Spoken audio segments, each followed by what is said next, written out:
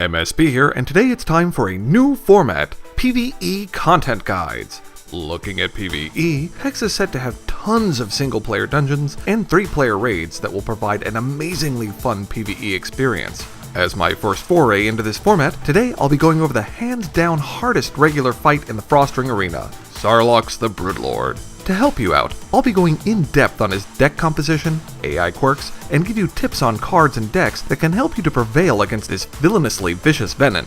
To begin, Zarlox's passive power allows him to sink his grubby little venom mitts into your stuffs by placing 3 Broodlord eggs randomly into your deck. When you either draw one of these cards or have one that goes into your graveyard, normally due to a card that jerk plays, 3 things happen. You draw another card, and the Broodlord egg transforms into a Tarantula, a 5/5 spider, and it goes into play under Zarlox's control. Then that Tarantula spits in your face, insults your mom, and kills one of your troops on the board.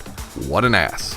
Not only does this passive create a potential for ridiculous power swings where you suddenly have 2 or 3 5/5s to contend with while your board is harrowingly empty, but it also makes some card draw engines unfavorable, running early game draw cards like Psychotic Anarchist, whose flimsy 2/2 body can end up writing checks your health pool can't cash, might be unwise to cast depending on how squeamish you are at playing Russian roulette with your arena run. Next, let's take a look at the cards you'll have to play around. For removal, Zarlox has Crackling Rot, Murder, Extinction, Rotcaster, and Web of Death.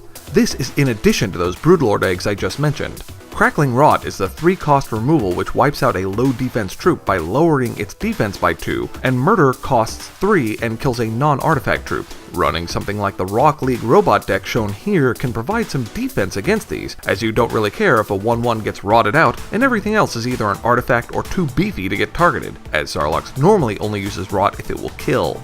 Extinction is a 4-cost board wipe that will force you to hold back a couple troops in the early game, unless you're a risk taker and don't have your sights set on perfecting the tier. Rotcaster is a 5-cost 3/2 that, when played, kills a troop of yours with cost 3 or less. The Rotcaster does punish the aforementioned Rock League robot deck, as one of its big threats, the Electroid, gets nom-nom due to its resource cost. Web of Death is a special Zarlox-only PvE card that is one of 2 gut-wrenching plays he has to cheese his way to victory. First, it kills any non-venom troop, which you might be able to build around after set 3 is released, as a 3-cost quick action.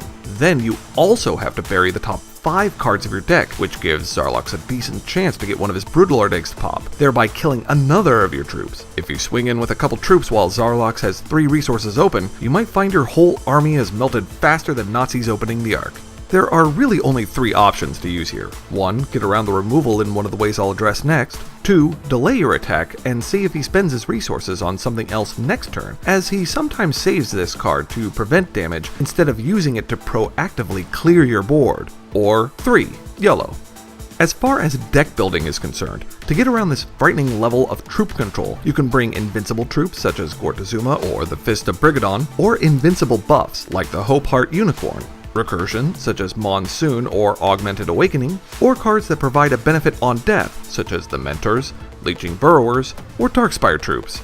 You can also build more defensively with cards like Stone Skin and Diamond, Verdict of the Ancient Kings and Countermagic and Sapphire, Inquisition and Withering Touch and Blood, or by utilizing the Spell Shield gem or troops like the Water Elemental. Make sure you don't overcommit your board by dumping a hand of cheap troops on turn 3 or 4, as his extinction could completely kill your momentum. Remember when I said that Zarlox is a jerk who will do his best to shred through your deck in an effort to pop those 3 Broodlord eggs? Well, that tactic is called milling in TCGs, and Zarlox is a pro at it. For mill, Zarlox has the aforementioned Web of Death, Chronic Madness, and Word of Zentoth. Chronic Madness is a horrifying turn 1 play from Zarlox, since you know that lucky SOB is going to be able to trigger the escalation effect at least once or twice more during the match. Sending 4, then 8, then 12 cards to your graveyard is a sure sign that you're on the road to a loss that is likely littered with the broken shells of popped Broodlord eggs. Oh yeah, also remember when I said Web of Death was one of the 2 gut-wrenching plays? Yeah, the other is Word of Zentoth. This effing card. 3-cost, draw 2, mill 10, and uninterruptible? When this hits the chain, it's time to cross your fingers and hope Kismet is on your side. There's not really much you can do against this other than to only have expendable troops out on turn 3. It's a doozy. Even Zarlox's charge power gets in on the millarchy by causing you to mill the top 3 cards of your deck and create a 2/1 spider spawn for each troop that hits your graveyard. While not beefy, combine a few of these and a tarantula or 2 around turn 3 or 4, and you are immediately on the back foot. As a side note, Zarlox also has Murmurs of the Void in his deck, but luckily he hasn't learned how to use the mill portion of that card. Yet. Cue Jaws music.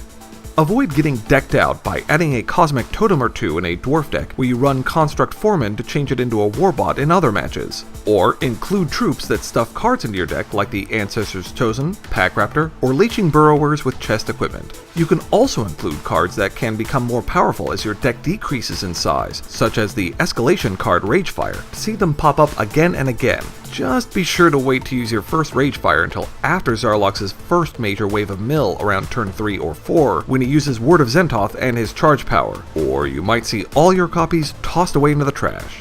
For troops, Zarlox has Inquisitor Thist, the Broodkeeper, Zentoth's Inquisitor, Zartaxis, Bishop of the Azure Fang, Zerad Venom Scorn, as well as the Tarantula and Spider Spawn he gets from his charge and passive powers. Inquisitor Thist is likely to be the first troop you see Zarlox play in a match, as he is a 2-cost 2/2 with Life Drain. If you have an empty early game board when this hits the field, you are in for a world of pain, as he'll bury the top 5 cards of your graveyard each time he attacks. Make sure you have a few cheap 2-attack blockers in your deck, as Zarlox generally won't swing in with Thist if he'll die on block. While any 2-attack troop will do, Swift Strikers do a great job at killing him off before he can Life Drain. The Brood Creeper is really the least of your worries against this deck, as if it gets going you are likely going to lose anyway. Generally, if I see this 3-cost troop come out instead of some of the other options Zarlox has, I'm a happy camper. Zarlox's next troop is a bit of a surprise because nobody expects the Zentoth's Inquisition.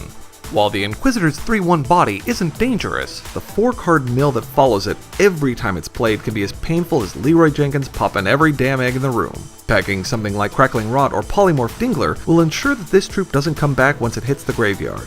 At a whopping 5 cost, Zerad Venom Scorn is an overpriced 3/3 that can be perfectly answered by a 3 damage burn, or a Crackling Bolt, or nearly any other mid to late game troop. Zarlox is normally quite precious about attacking in if you have a defender that will trade with his attacking troop, so generally speaking, if this actually swings in, you are so far gone anyway, kinda like the Brood Creeper. Zartaxis, though, is a beefy troop which is also at the 5 cost. As a 4/4, removal isn't easy, and even if he doesn't attack, his first passive ability to create Spider Spawn triggers when he enters play, and he'll likely trigger this a few more times before you can get rid of him. His second ability, to draw a card whenever a spider does damage to you, can provide Zarlox with enough card advantage to finish you off and makes keeping the board clean of spiders a priority. For deck building strategy, you need to be able to deal with a 5 defense Tarantula, either with straight removal, actions like Heroic Inspiration or Wild Growth, or with big beefy defenders like Ogth, Great Spawn of Oththurg. Oththurg? Moving on. Cards like Crackling Rot or Burn are also very good, as they can kill Zarlox's other troops and can be used to finish off a hurt Tarantula. Bringing troops with Swift Strike or Lethal can prevent troops with on-attack effects like the Inquisitor from ever swinging in. Troops like the Killblade of the Milky Eye, Highland Shinobi, Lightning Elemental, or the dreaded Killipede are fantastic against Zarlox, as he makes bad blocking decisions when faced with these. Pairing Burn and the Glove equipment with a Swift Strike troop is amazing, and can help you recover your tempo after a rough patch of RNG, as the 3 damage will drop the Tarantula to 2 health, allowing the Swift Strike unit to kill the spider before it applies its damage in combat. You also need a way to deal with a sudden surge of troops, as his charge power can generate both Spider Spawn and pop a Broodlord egg. AoE wipes such as Extinction and Heatwave plus a 3 damage burn can help you recover when Zarlox hits you with a combination Word of Zentoth and charge power after using a few Chronic Madnesses. Lastly, Zarlox has a couple other cards like Incantation of Fear, Ushul, and Inquisition, but these never really make or break the match, or sometimes he doesn't play them at all. Zarlox's win conditions are mostly focused around his super efficient mill options that also have a chance to spawn super powerful troops which wreck your board. Zarlox is one of the few encounters that can simply RNG you out no matter how good your opening hand is, but there are a few deck strategies that tend to work well. Aggro decks like my Wild Budget Bruiser here that finish a game early, or mid-range decks with tricky troops like my Bloody Lethal deck here, have good consistency against Zarlox. Trying to stick it out to the late game is normally a mistake though, as his mill can get pretty intense, and you might find your deck in tatters before your endgame answers even have a chance to surface. The 3, 4, and 5 resource point turns are some of Zarlox's strongest play options, so keep his card list in mind before you commit to a heavy board presence or start drawing up tons of cards. And be sure to leave a comment below letting me know what you think of this new format, or if there's anything else you'd like me to add or address in future PvE guides. Thanks for watching. If you haven't already, please take the time to subscribe to my channel. And as always, I'm MSB, wishing you good games and good times.